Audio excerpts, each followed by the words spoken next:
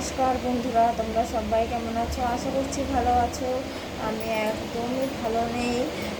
যাই হোক, আমি আজকে কিছু কথা তোমাদের সাথে শেয়ার করতে চাই। অনেক দিন ধরেই ভাবছি কথাগুলো তোমাদের সাথে শেয়ার করব, কিন্তু হয়ে উঠছে না। তাই আজকে স্থির করে ফেললাম যে কথাগুলো তোমাদের সাথে শেয়ার করবই। হয়তো কথাগুলো তোমাদের সাথে শেয়ার করলে আমার মনটা অনেকটাই হালকা হবে। কথাগুলো হচ্ছে, আবার এই কথাগুলো হয়তো তোমরা অনেকে জেনেও থাকবে বা জেনে গেছো যে সরকার থেকে প্রচুর প্রচুর দোকান ভেঙে দিচ্ছে বা ভেঙে দিয়েছে। যাই হোক, তার মধ্যে আমাদের একটা ছোটো দোকান ছিল, সেই দোকানটা ভেঙে দিয়েছে। তাই ভীষণ দুশ্চিন্তায় আছি। মানে ফোনে যে ভিডিও আপলোড দেবো সেগুলোও ভালো লাগছে না, কিন্তু তবুও রোজ একটা দুটো করে না আপলোড দিলে তো আমার ইউটিউব চ্যানেলটাও ঠিকঠাক থাকবে না।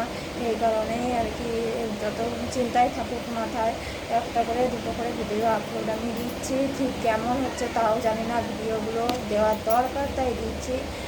যাই হোক, এই কথাগুলো তোমাদের সাথে শেয়ার করে হয়তো আমার মনটা অনেকটা হালকা হবে। আর ভগবানের উপরেই ছেড়ে দিয়েছি, উনি যখন বিপদ দিয়েছেন উনিই রক্ষা করবেন। এর থেকে আর বেশি কী বলবো বলো।